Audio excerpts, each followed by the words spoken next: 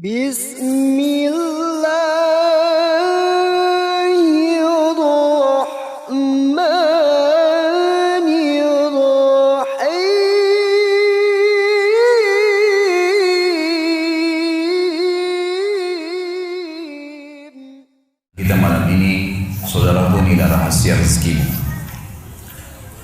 Sebelum saya mulai tema, saya ingin menyampaikan, duduknya saya di kursi ini bukan berarti saya lebih pintar teman-teman sekalian, tetapi kita berbagi sebagaimana sabda Nabi SAW, ad-dinun nasihat. Agama ini memang semuanya nasihat.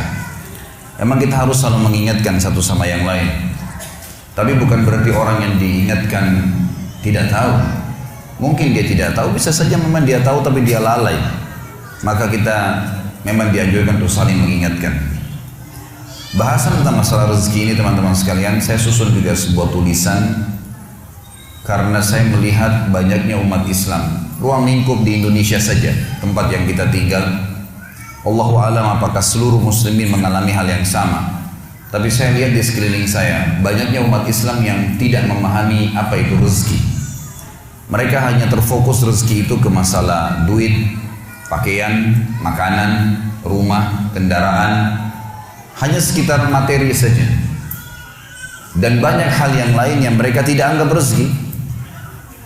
Padahal sebenarnya rezeki itu didefinisikan oleh para ulama dengan sangat luas.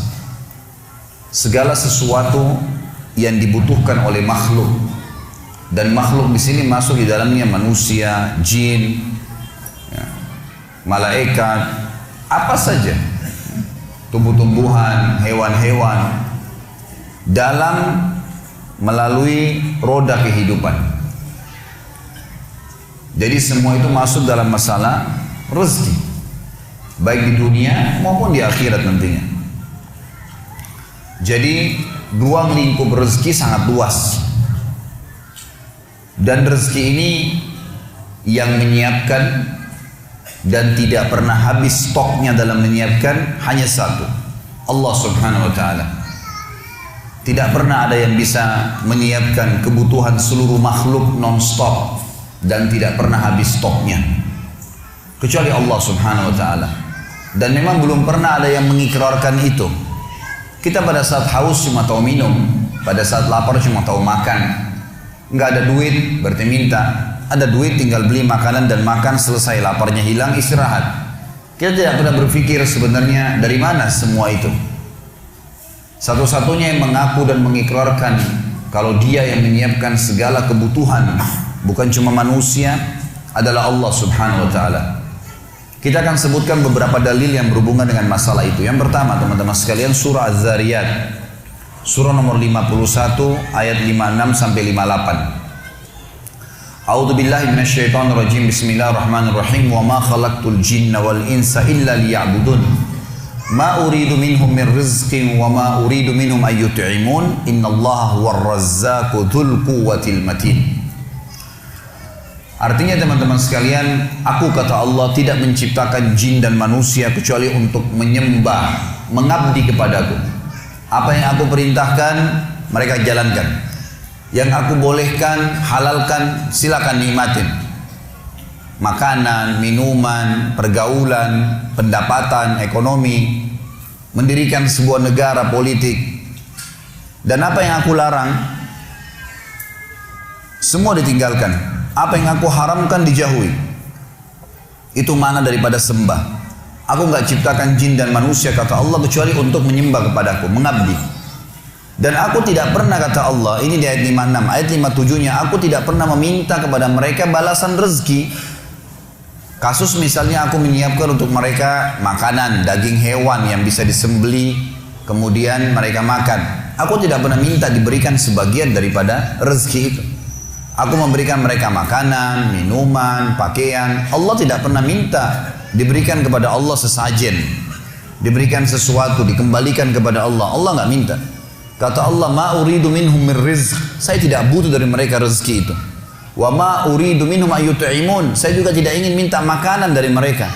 Lalu Allah tutup di ayat 58, dan ini saksi bahasan kita. Innallaha huwar razzaqu dzul quwwatil matin.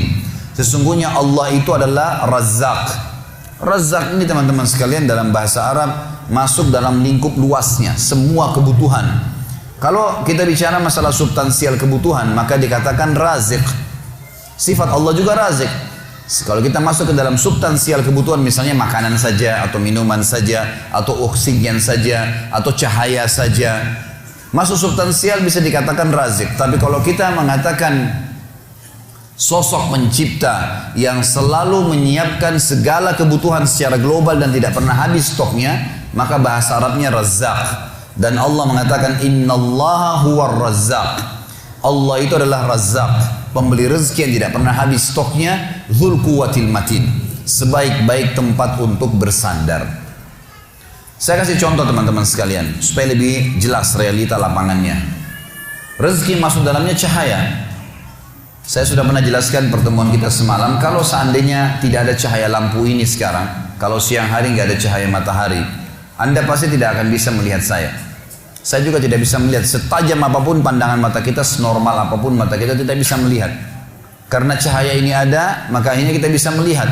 Cahaya ini adalah sebuah rezeki. Hidung kita menarik oksigen dengan gratis. Dan saking biasanya kita menghirup oksigen supaya bisa hidup, maka kita menganggap biasa, padahal sebenarnya kalau orang sesak nafas, kemudian dia membayar di rumah sakit tabung oksigen, naudzubillah, dia harus bayar berapa juta. Kuping kita menangkap suara, anggota tubuh kita mencerna makanan yang kita makan. Kita cuma tahu mengunyah, sistem sudah diciptakan, gigi kita, lidah merasa, kemudian gigi kita menghancurkan, kemudian kita telan di tenggorokan kita. Lalu setelah ditelan kita sudah tidak pernah tahu lagi mau kemana tuh makanan. Diproses secara alami. Dari mana proses ini? Kemudian yang dibutuhkan oleh tubuh maka akan masuk, diambil oleh tubuh kita sebagai nutrisi, dan yang tidak dibutuhkan keluar dalam bentuk kotoran. Kita tidak pernah tahu air yang kita minum yang mana jadi darah kita dan yang mana dari air, jadi air seni kita. Kue yang kita makan, nasi yang kita makan, kita nggak pernah tahu yang mana jadi bagian anggota tubuh kita, yang mana jadi tija kita. Maka di sini ada sebuah sistem ya, yang diciptakan, dan ini tidak bisa ada manusia siapapun yang mengatakan dia yang buat itu. Mustahil ada makhluk yang bisa mengatakan itu. Karena kalau air dia minum, dia cuma bisa minum. Haus dia minum. Mau hewan, mau jin, mau manusia, haus minum. Dan dia tidak pernah tahu dari mana komposisi air ini.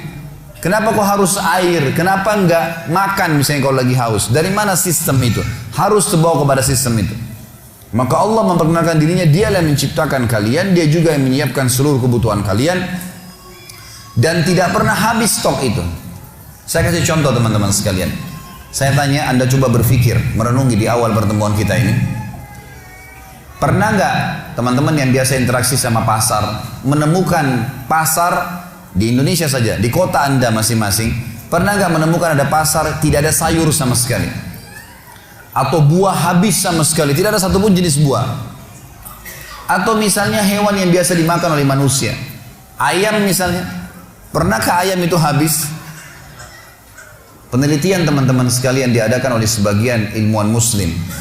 Ini penelitian sederhana tapi betul-betul bobotnya luar biasa. Diadakan penelitian tentang populasi hewan, terutama yang paling banyak dikonsumsi oleh manusia. Ditemukanlah ayam. Ayam ini hewan yang paling banyak dimakan karena hampir semua manusia memakannya, gitu kan. Maka diadakan penelitian berapa sih jumlah ayam sebenarnya? Diadakan penelitian manusia saja sudah 7 miliar sekian jumlah manusia, dan ditemukan ayam ternyata populasinya 6 sampai 7 kali lipat lebih banyak daripada jumlah manusia. Jadi ayam itu 40 miliar sekian jumlahnya. Tiap hari disembeli miliaran, tapi tidak pernah habis. Pertanyaannya, dari mana populasinya ayam itu? Mungkin Anda mengatakan karena ada peternak misalnya. Ilmuwan mengadakan penelitian lagi. Diteliti teman-teman sekalian, dari 6 sampai 7 kali lipat dari jumlah manusia itu, ayam, ternyata yang dipelihara oleh manusia 1 dibandingkan 10.000 ekor. Jadi yang diternak oleh manusia itu sebagian kecil dari ayam. Lebih banyak ayam, 9.000 sekian ayam, 9.999 ayam itu hidup liar di hutan, di mana-mana, nggak ada yang urus, berkembang biak. Berarti bukan kasusnya terjaga populasinya bukan karena kasus manusia menernaknya, bukan. Karena manusia ternak sebagian kecil. Dan ternyata ayam itu terus saja populasinya nggak pernah habis. Kita kalau lihat bagaimana beberapa ilmuwan manusia mengambil gambar dari atas helikopter di hutan, bagaimana ya sapi hutan atau apalah ya hewan-hewan berlarian di tengah hutan dari atas sampai ribuan ekor jalan lari, nggak ada yang urus, kuda lah, apalah, macam-macam, tidak pernah habis, tidak pernah habis, selalu ada populasinya. Pertanyaan dari mana semua ini? Siapa yang buat?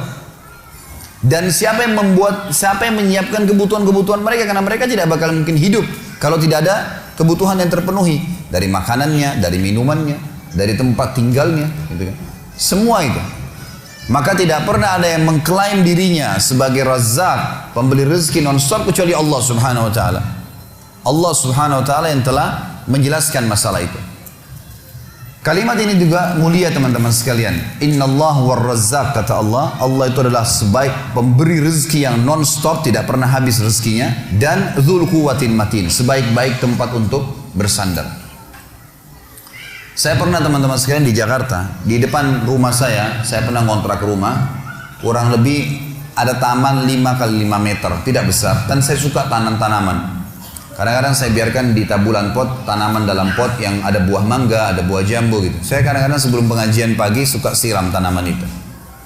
Suatu hari pengalaman saya pribadi, saya biasanya pengajian jam 9, jam 10 pagi, saya keluar dari rumah setengah jam, 40 menit sebelum ceramah untuk jalan. Tapi sebelumnya saya luangkan juga waktu sekitar 15-20 menit untuk siram tanaman. Karena memang saya senang, gemar dengan itu.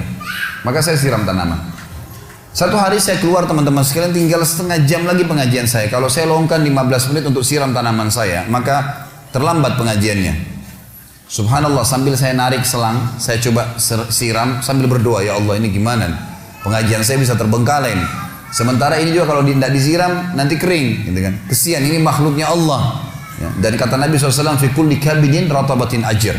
Di setiap denyut kehidupan, semut kalau antum lihat lagi jalan, antum tidak injak, sengaja antum biarin jalan karena makhluknya Allah, ada pahalanya tuh. Pohon yang kita siram ada pahalanya. Semua yang kita rawat di muka bumi ini, niatnya karena Allah menciptakannya, maka ada pahalanya.